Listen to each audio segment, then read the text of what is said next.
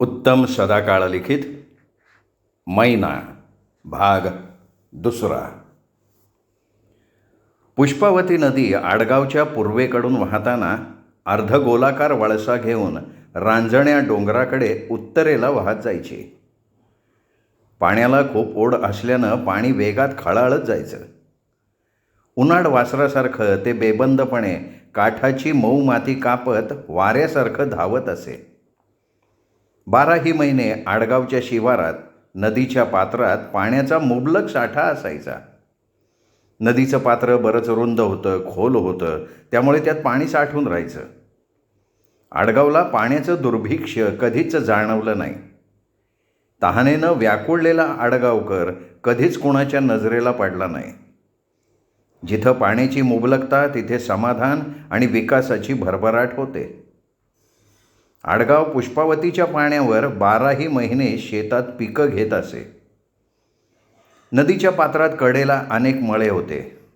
त्या मळ्यातून वर्षातून दुबार पिकांची लागवड होई, त्यामुळे हिरवाईनं नटलेला आडगावचा शिवार पाचूसारखा दिसायचा. हिरवा शालू ल्यालेली एखादी ललना गळ्यात सोन्याचा हार घालून निघाल्यासारखी आडगावची जमीन दिसायची. 12ही महिने शेतात हिरवं पीक म्हणजे हिरवा शालू आणि अर्धगोलाकार वळसा घेत वाहणारी पुष्पावती नदी म्हणजे गळ्यातला सोन्याचा हार. नदीच्या पात्राला स्पर्श करत डोंगराची एक शीर शिखरोबाच्या डोंगरापर्यंत पोहोचली होती. या उतरत्या शिरेमुळे शिवाराचे 2 भाग झाले होते. त्या दोन्ही भागाचा बराचसा वाटा शिरपतीच्या वाटणीवर आलेला होता. अतिशय सुपीक अशी ती जमीन, काळीशार कसदार जमीन आणि शेजारी पुष्पावतीचं पाणी. शिरपती त्यातून चांगलं उत्पन्न घ्यायचा. त्याचा संसार त्या शेतीवर आरामात चाललेला होता. शिवाराचे जिथे 2 भाग झाले तिथे असणारा मळा शिरपतीच्या मालकीचा होता. त्या टेकडीवजा शिरेवरून एक जिवंत पाण्याचा झरा खळाळत असायचा. त्याला 12ही महिने पाणी असायचं. पावसाळा संपताच डोंगरावरचे सगळे झरे आटायचे, मात्र हा न थांबता खळाळत राहायचा. बऱ्याच ठिकाणी टेकडीला उंचवटे होते, त्यावरून झरा धावे. अचानक खोलगट भागात कोसळताना त्याला धबधब्याचं रूप येई. अवखळ झरा टेकडीच्या अंगाखांद्यावर खेळायचा. उड्या मारताना पाण्याचे सहस्त्र तुषार आसमंतात उडवायचा. त्यात त्याला गंमत वाटायची. झरा उड्या मारून थकला की पुष्पावतीच्या पोटात शिरून गाढ झोपी जायचा. वर्षभर पाण्यानं भरभरून वाहणारा हा झरा एक आक्रीतच होतं. त्यामुळे सगळे त्याला आक्रीताचा झरा म्हणायचे. त्या टेकडीच्या वरच्या अंगाला शिखरोबाचा भला भक्कम डोंगर काळ्या कातळाची पहाडी छाती दाखवत उभा होता.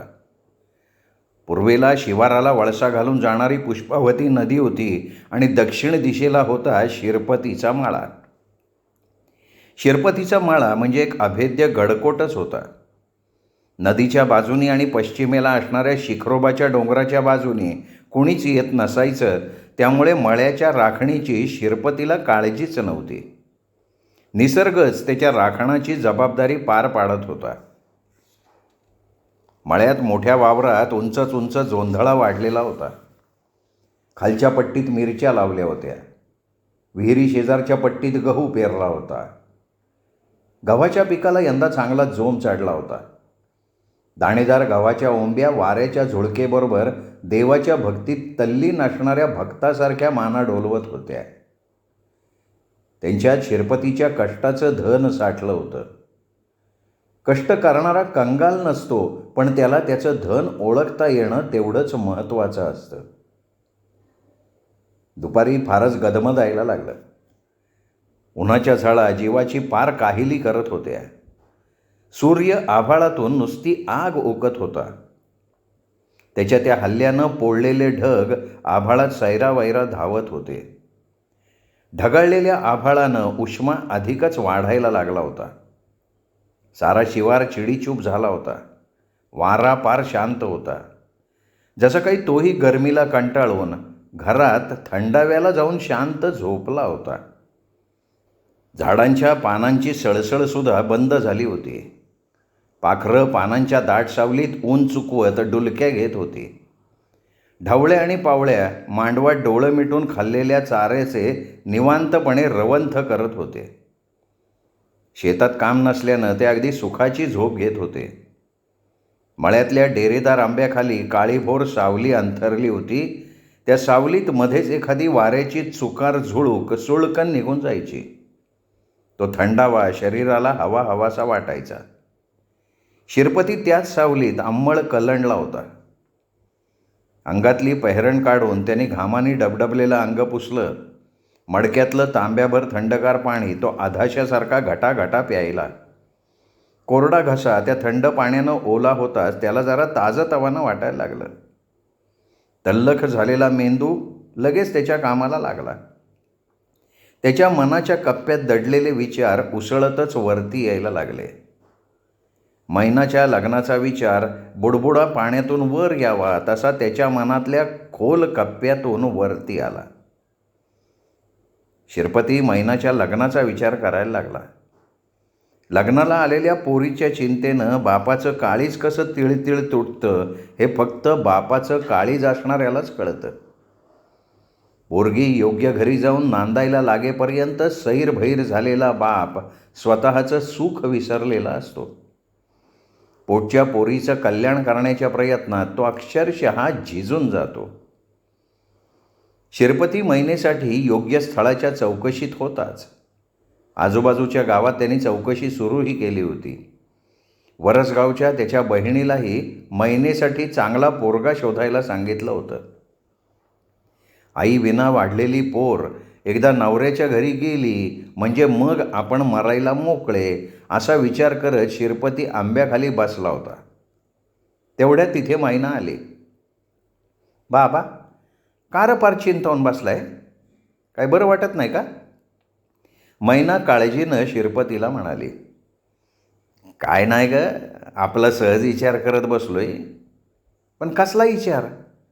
काय तुझाच विचार करत होतो. हां, आलं की माझ्या ध्यानात. माझ्या लग्नाची काळजी लागली असेल तुम्हाला. आता मी जड झाली ना तुम्हाला. द्या हाकलून कोणा पारखेच्या घरी. अगं असं काही येड्यावानी बोलती मैने. बापाला पोर कधी जड होती का? पण बापाची बी काही कर्तव्य असतात का नाही? त्यात कसूर करून नाही जमत पोरी. नाही तर मग आयुष्यभर बदनामी पदरात घेऊन जागायला लागतंय. मी नाही तुम्हाला बदनाम होऊ देणार. अगं मैने, बी नाईची पोर तू. तुझं हात पिवळं केलं म्हणजे मी सुटलो. यंदाच तुझं लगीन उरकून टाकायचा विचार करतोय. बरेच दिवस तुला सांगन म्हणत होतो, पण आज मुहूर्त गावला बघ. शिरपतीनं मनातली मळमळ मैनाला बोलून दाखवली. बाबा, हे काय चालवले तुम्ही आज? माझं काय चुकलंय का? सारखा माझ्या लग्नाचा विचार करताय तुम्ही. अगं तसं नाही पोरी. कवा तरी तुला सासरी जावंच लागेल का नाही? मी नाही जाणार सासरी. मी तिकडं गेल्यावर इथं तुम्हाला कोण आहे? तुम्हाला जेवायला कोण देईन? एवढा समजा पसारा कोण सांभाळन हो? माझ्या ढवळ्या पावळ्याला माया कोण लावल हो? मैनाच्या डोळ्यात पाणी आलं. मग काय, तू काय इथंच राहणार का कायमची? हां, राहीन की. तुझं आपलं काहीतरीच मैना. अगं पोरीच्या जातीला सासर हेच मोक्षाचं शेवटचं ठिकाण असते बघ. अगं माझं काय आहे, मी माझं कसं बी निभून नेईन.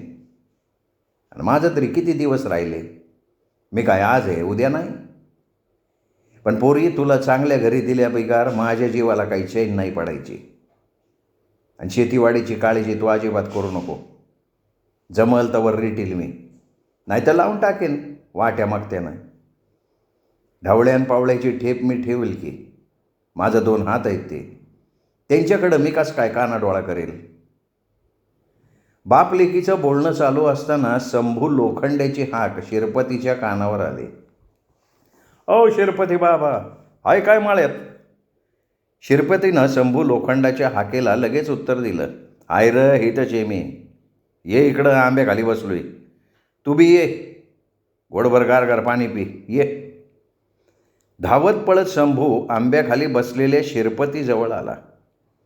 उन्हातून आल्यानं शंभू घामानं ओला चिंब झाला होता. त्यातच जरा भरल्या अंगकाठीचा शंभू धावत धावत आल्यानं धापा टाकत होता. धापा टाकत तो बोलायला लागला. तसं शिरपती त्याला आडवत म्हणाला, अरे हो हो, जरा थांब की, दम घे की, जरा दम घे, थोडंसं पाणी पी, मग बोल. नाही नाही शिरपती बाबा, हा आता कुठला दम घेत आहे? चला उठा उठा उठा, लय अर्जंट काम आहे. शिरपतीच्या सूचनेला बासनात गुंडाळून ठेवत शंभू उसासे टाकत म्हणाला. त्याच्याकडे चकित नजरेनं बघत शिरपती म्हणाला, अरे काय असं काय अर्जंट काम आहे हा? तू पार दम काढाय तयार नाही? काय कुठं आग बिग लागली का, दरोडा पाडलाय? नाही हो, त्यातलं काय नाही बाबा. मग काम काय आहे? हो शिरपती बाबा, गावात आहे ना, लांबच्या तालुक्यातनं एक साहेब आलाय त्यांना आपल्या गावात बांधारा बांधायचा आहे. त्यासाठी समध्या गावकऱ्यांनी मीटिंग बोलवली गावात. समधे गावकरी जमलेत. म्हणलं तुम्ही येत आहे का नाही ते बघाव. मग काय करताय, येत आहे ना मग गावात? असं आहे वय, अरे चल की मग, मी बी येतो. इथं थांबून तरी काय गाड्या मोडतोय का मी? शंभू लोखंड्याबरोबर शिरपती गावात मीटिंगला निघाला. जाता जाता त्यांनी महिनेला बजावून सांगितलं, महिने मी जातोय गावात, थोड्या टायमानं बैलांना पाणी दाव, आणि मला उशीर झाला तर दिस बुडायच्या आत बैलांना घेऊन घरी ये, उगं इथं थांबू नको. बरं बरं, तुम्ही जा की बिनघोर, मी करते समजा बाईसवार. बैल घेऊन मी लवकर घरी येईन. तू काय परत माळ्याकडे येऊ नको हेलपाट्याला. महिनेनं शिरपतीला गावात जायला हिरवा कंदील दाखवला. शंभू आणि शिरपती गावाच्या वाटेनं पाय उचलतच झपाट्याने निघाले. मैना त्यांच्या पाठमोरे आकृतीकडे बघत बसली. जरा वेळाने ती उठली. बैलांच्या पुढे तिने वैरण टाकली. संध्याकाळी कालवणाला लागतील म्हणून ती मिरच्या तोडायला निघाली. मिरच्या केलेल्या पट्टीतून तिने मिरच्या तोडून घेतल्या. लुगड्याच्या ओटीत त्या तिने टाकल्या. बांधावर वावरात कडवाळ हुडकत ती मळ्यात फिरत होती. भर उन्हात तिने सहज सहज मळ्याला चक्कर मारली. हे तोड ते घे असं करता करता तिची पदराची ओटी पार गच्च झाली. वावरातली पिकं बघत बघत ती परत मांडवात आली. मांडवाच्या एका लाकडाला अडकवलेल्या पिशवीत तिने तो सगळा भाजीपाला भरला. पिशवी परत होती त्या जागी अडकवली आणि ती आंब्याखाली आली. हास्य हुश्य करत ती सावलीत अंथरलेल्या चादरीवर बसली. ऊन अजून उतरलेलं नव्हतं. रागावलेला सूर्य धरणीला त्याच्या सहस्त्र किरणांनी अक्षरशः भाजून काढत होता. उन्हाचा चटका चांगला वाढला होता. उन्हातून आलेल्या मैनाच्या सर्वांगातून घामाच्या धारा वाहत होत्या. तिच्या गोऱ्या गोऱ्या चेहऱ्यावर घामाचे थेंब मोत्यासारखे डवरले होते. अंगाला घामाचा दरवळ सुटला होता. चिकचिकणाऱ्या घामाने मैना वैतागली होती. तिने मडक्यातलं थंडगार पाणी एक दोनदा चेहऱ्यावर मारलं. पाणी पिऊनही तिला तहानल्यासारखं वाटत होतं. पाण्याचा शिडकावा मारूनही उष्णता काही कमी होईना. तशी मैना उठली आणि आंब्याच्या सावलीत येरझाऱ्या घालायला लागली. फिरताना उष्णतेची झळ कमी जाणवत होती. बैलांना अशा उन्हात पाणी प्यायला नदीवर नेणं योग्य नव्हतं. उन्हं कमी झाल्यावर त्यांना नदीवर नेण्याचा तिने विचार केला. पण तोपर्यंत काय करायचं या प्रश्नाने तिला चांगलंच कळलं. मनाशी काहीतरी ठरवत मैना झाडांच्या आडोशानं पुन्हा मळ्यात जायला निघाली. यावेळी ती पश्चिमेकडच्या बाजूने निघाली होती. त्या बाजूला टेकडीच्या एका भागात खोलगट घळ तयार झाली होती. पाण्याच्या प्रवाहानं जमिनीचा तो भाग झिजून खोलगट बनलेला होता. शिखरोबाच्या डोंगरावरून उगम पावलेला झरा अवखळपणे उड्या मारत खाली येत होता. मैना त्या खोलगट घळीच्या बाजूला आली. तो सगळा भाग तिच्याच मालकीचा होता. त्यामुळे ती निर्धास्तपणे झाडांच्या सावलीतून त्या खोलगट घळीत उतरत होती. घळीच्या उतारावरून चालताना एक दोनदा तिचा पाय घसरला. पण त्या घसरगुंडीची तिला आज मजा वाटत होती. घळीच्या आत आल्यावर तिच्या मनाला एकदम शांत वाटलं. घळीतली ताजी थंड हवा शरीराचा सगळा थकवा दूर करत होती. मैनाला तो परिसर आणि तिथलं शांत वातावरण एकदम आवडलं. वरच्या बाजूला शिखरोबाचा डोंगर शांतपणे मांडी घालून बसला होता. खालच्या दिशेला पुष्पावती नदी तिच्या नादातच शांतपणे तिच्या जोडीदाराकडे निघाली होती आणि या टेकडीच्या खोल घळीत थंड थंड पाणी घेऊन तुषारांचं शिंपण करत खट्याळपणे वाहणाऱ्या झऱ्याच्या सहवासात उभी होती उन्हानं त्रासलेली, घामानं डबडबलेली, गोऱ्या गोऱ्या कांतीची मैना. मैनाच्या मनात एक अवखळ विचार आला. आजूबाजूला तिने नीट निहाळून बघितलं, कानोसा घेतला आणि गालात खुदकन हसत तिने झऱ्याच्या पाण्यात चिंब भिजण्याचा निर्णय घेतला. थंड पाण्यात भिजूनच उन्हाचा शिणवटा आणि घामाचा चिकचिकपणा जाणार होता. मैनाचं मन अगोदर तयार होईना, ते साशंक होतं. अशा अवस्थेत कोणी पाहिलं तर? ही एकच भीती मनाला बोचत होती, पण दुसऱ्या अवखळ मनाने त्याच्यावर मात केली.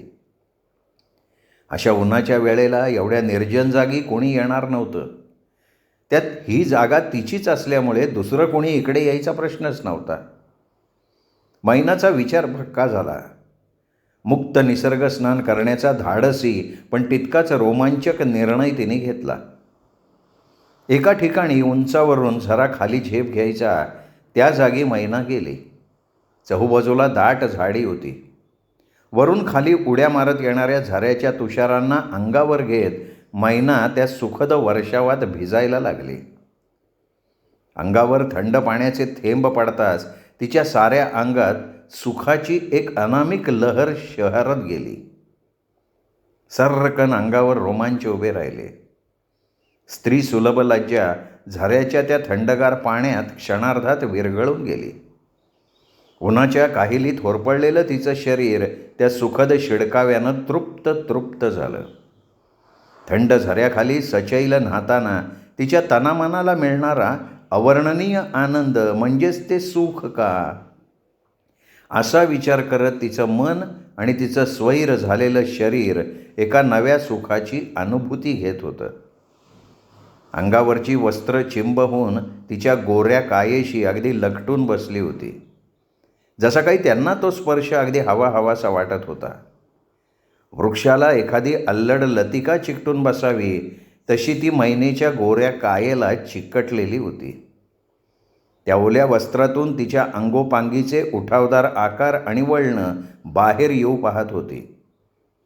झराही अवखळ प्रियकरासारखा तिच्या सर्वांगाला चुंबत होता आणि त्यांनी मैना अधिकच मोहरून जात होती. पाणी तिच्या नाजूक अंगाला गुदगुल्या करत उगाचच तिच्या सगळ्या अंगावर रेंगाळत होतं.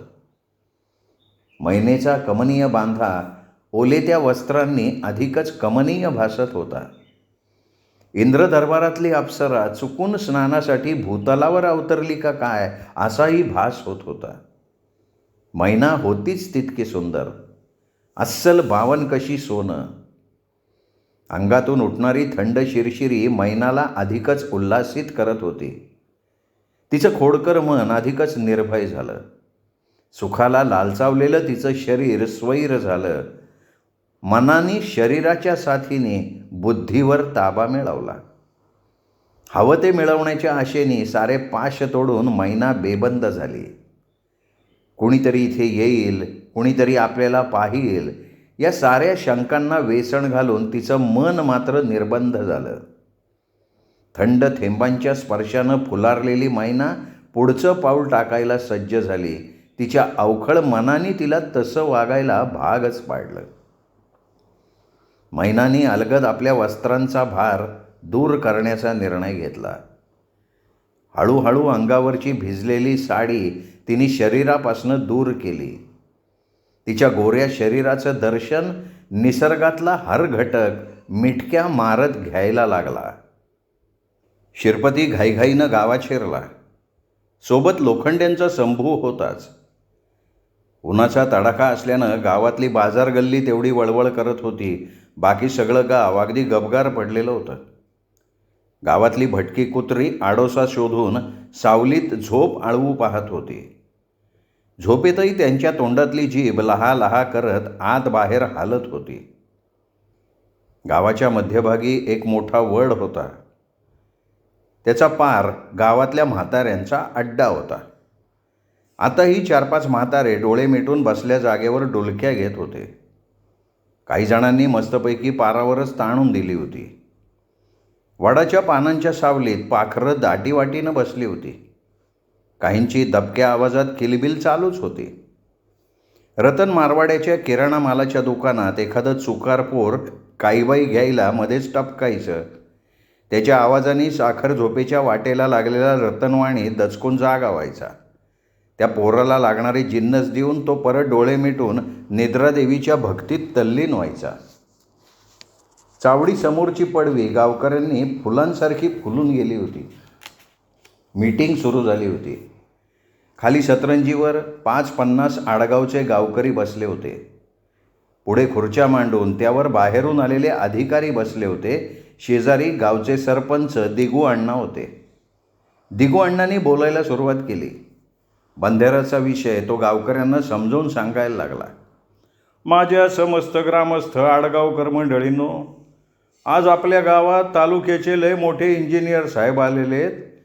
त्यांचं नाव समध्या जिल्ह्यात फेमस आहे. त्यांचं नाव आहे. आणि मागे वळून बघत दिगू अण्णानं इंजिनियर साहेबांना नाव विचारलं आणि मग दिगू अण्णांनी आपलं बोलणं पुन्हा सुरू केलं. तर त्यांचं नाव आहे देशपांडे साहेब.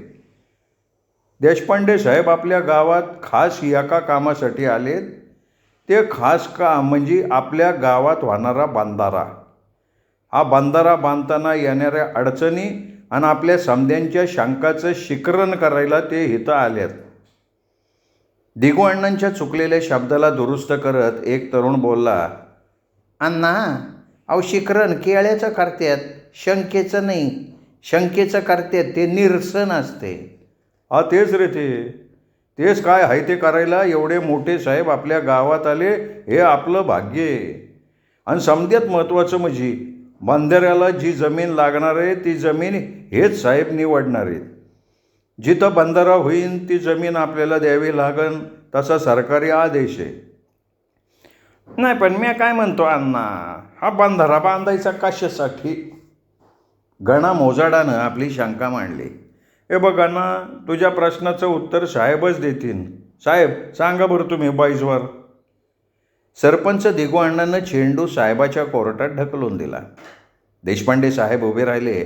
समोरच्या जमावावर नजर फिरवत ते बोलले, रामराम मित्रांनो, आपण गावात जो बंधारा बांधणार आहोत त्याचा उपयोग आडगाव आणि पाडगाव या दोन्ही गावच्या शेतीच्या पिकांना पाणी मिळावं आणि शेतीचं बागायती क्षेत्र वाढावं यासाठी होणार आहे.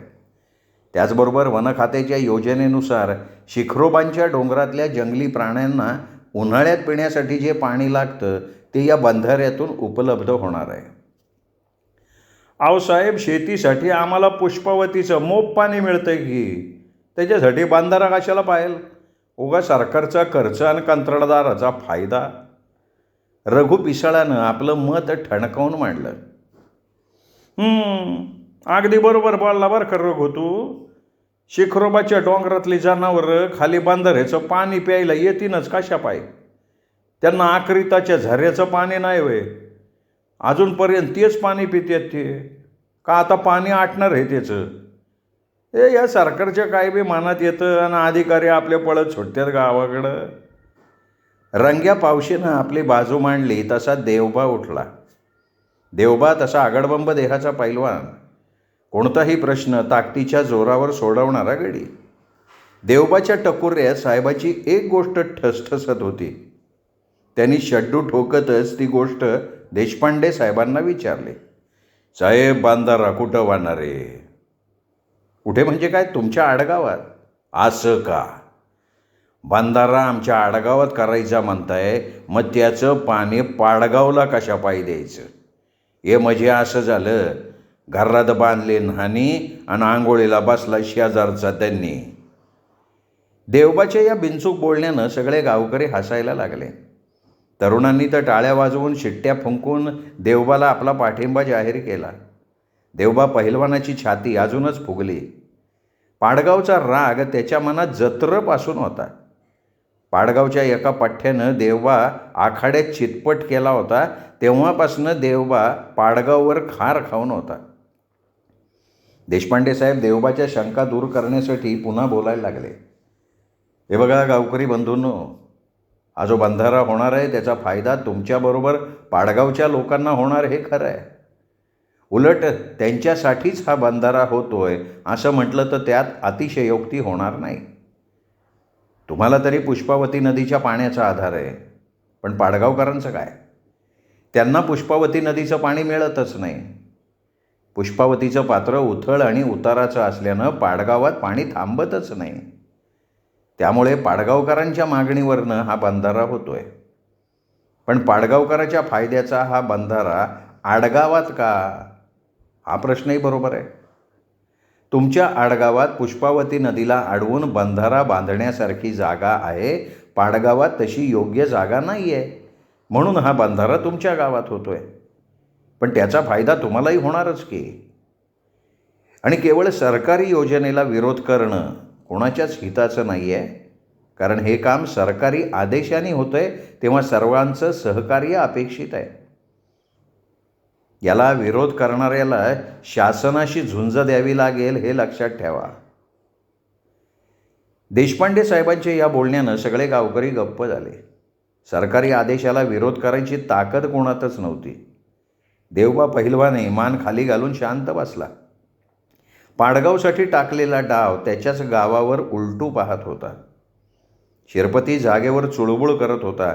त्याच्याही मनात काहीतरी खदखदत होतं. अखेर न राहून तो उभा राहिलाच.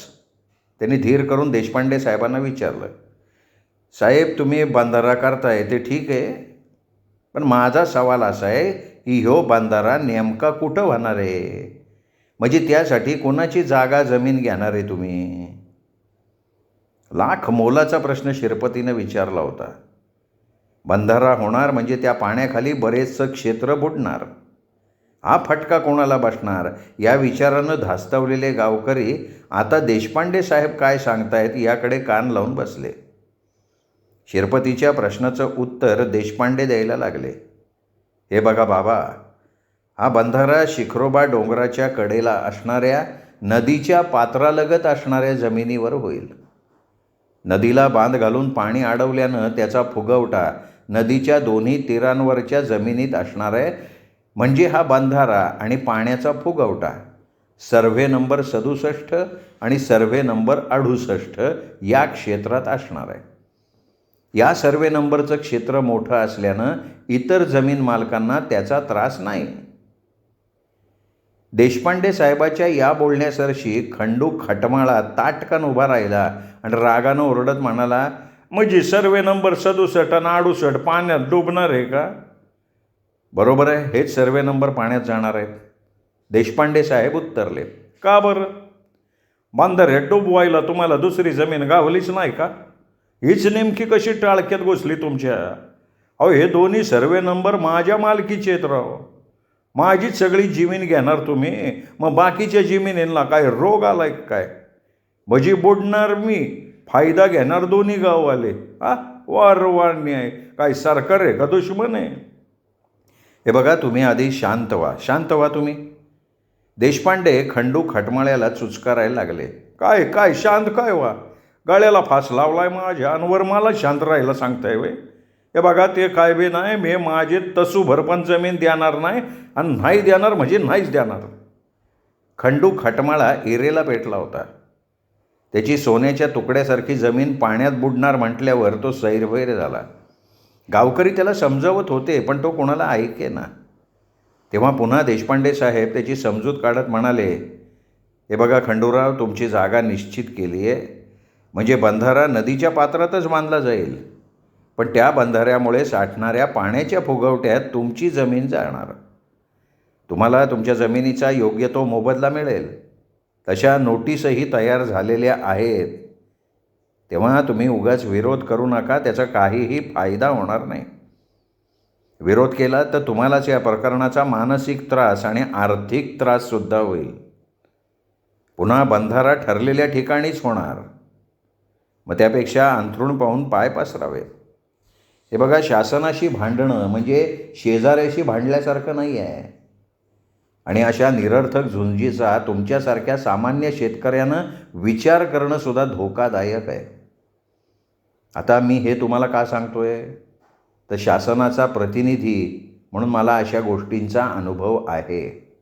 माझ्या डोळ्यांसमोर अशी कित्येक उदाहरणं आहेत ज्यांनी अशा प्रकरणात शासनाशी कोर्ट कचेरी केली त्यांनी स्वतःचे संसार उद्ध्वस्त करून घेतलेत. 2 एकर जमीन वाचवण्यासाठी भांडता भांडता स्वतःची शिल्लक 5-5 एकर जमीन अशा कज्ज्यांमध्ये फुंकलेली मी माझ्या ह्या डोळ्यांनी पाहिली आहे. तेव्हा तुम्ही माझं ऐका आणि समजूतदारपणे बंधाऱ्यासाठी जमीन द्या. अहो, तुम्हाला काय फरक पडणार आहे साहेब? जमीन माझी जाती. तुम्ही घेताय शासनाचा पगार, म्हणजे शासनाची कड तुम्हाला येणारच की.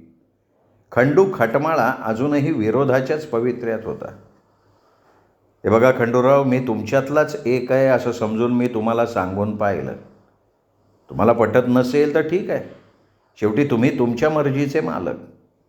पण परत एकदा मी सांगतो की विरोध करण्यात तुमचाच तोटा होईल, पण शेवटी तुमची मर्जी. देशपांडे साहेबांनी निर्वाणीचे बोल सुनावले. गावकरी खंडू खटमाळेची समज काढायला लागले. शिरपती त्याला म्हणाला, अरे खंडू, जाऊ दे ना बाबा, कशाला विरोध करतो तू?